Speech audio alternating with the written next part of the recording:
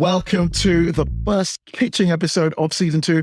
And season 2 is all about recipes inspired by my travels around Southern and West Africa. Today, the dish I'll be making will be a one-bowl dish specifically inspired by my traveling around Botswana. Now, here is the thing. When I was traveling around, I actually found it quite difficult to get access to a lot of local food. So today, part of the aim is to make this one-bowl dish to show how fast, familiar, and tasty Southern African food can be.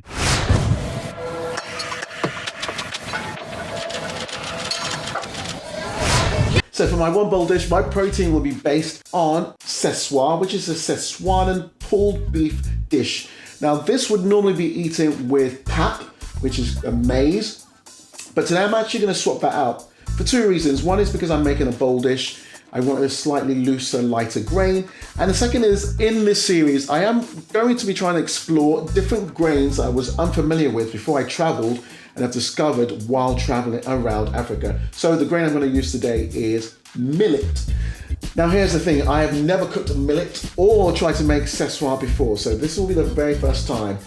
Let's hope I can pull it all together to make a banging one-bowl dish. Millet is a really healthy grain or cereal that is gluten-free and contains a lot of protein. It hails from Africa and northern China and is one of the oldest cultivated foods in history with over 6,000 varieties. I toast it in a pan for about 30 seconds. Then I pour in the water to wash the millet before putting back into the pot with water with some salt to taste. I'm cooking about 1 cup of millet to 3 cups of water. Bring the water to the boil, then cover and reduce heat to let the millet steam for about 15 minutes or until the millet has been cooked. The recipe for Seswaa is pretty straightforward. Some beef, some water and some salt. I decided to go for boneless beef ribs. I used 500 grams of beef ribs with half a sliced onion and salt to taste. Seswaa is normally slow cooked for over 4 hours. But ain't nobody got time for that.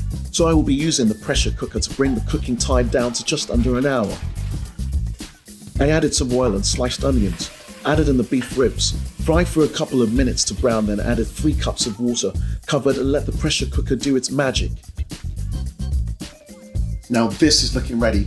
I pound the meat with a rolling pin. Now I could have pulled it apart using a fork, but it's just not as much fun. From my understanding, Seswaa is often served with a vegetable side, so I'm making a simple stewed spinach and bell peppers. I don't want to overcook my spinach, so I will prepare the peppers, onions and tomatoes first. I used about 250 grams of spinach, half an onion, 2 large thinly sliced bell peppers, and 3 cubed tomatoes. I fry the onions and the bell peppers together for a couple of minutes. Add a little salt to help sweat the vegetables, then add in the tomatoes. Then turn down the heat and let the peppers soften, then let the mix cook down a little.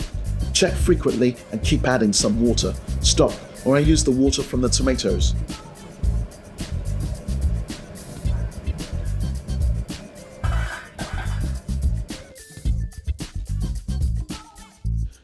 Finally add in the spinach and I let this steam for 5 minutes, keeping the heat low.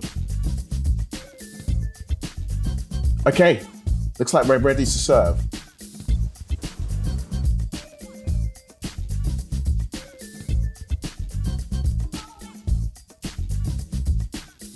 There we have it, the finished dish. Seswaa, top of millet with a side of spinach and red peppers. So my favorite bit, of course, of each episode, it's time to taste. So, actually, I'm gonna go for the things I've never eaten before. So I'm just gonna dig right into the bottom and try the millet first.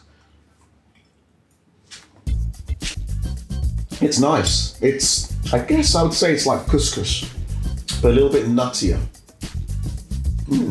So, considering I've never cooked it before, I'm really pleased with how that's come out. It was so easy. I'd say actually much easier than rice. And so now for pulled beef or shredded beef. Wow. It's amazing how you can make something so tasty with very little in the way of ingredients. The Seswaa is literally beef, some onions and pepper, but it tastes so great. Okay, let's finally try some of the spinach.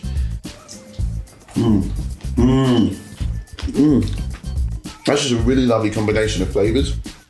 The sweetness of the red pepper goes really well.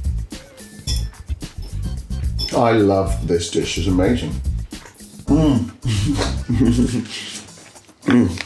So the aim of today was to show how ridiculously easy it can be to construct a dish like this. The beef, which is basically onions and pepper, salt, in the pressure cooker for about an hour. The spinach and red pepper was in the pan for about 10-15 minutes. The millet, I can't believe how easy it was. Much easier than cooking rice, I would say. And that was about 20 minutes in total. It's come out so lovely and fluffy. So I'm really pleased with how this has turned out today. I'm really interested to hear from you guys watching. What are some of your favorite African dishes or African inspired dishes that you ever had? So if you've enjoyed today's episode, don't forget to press that like button. And if you want to see more episodes, so the Botswana trip that actually inspired today's dish, you can watch that here. If you want to watch the trip when I went to Zimbabwe and almost died on the Zambezi, then you can watch that here. See you next time.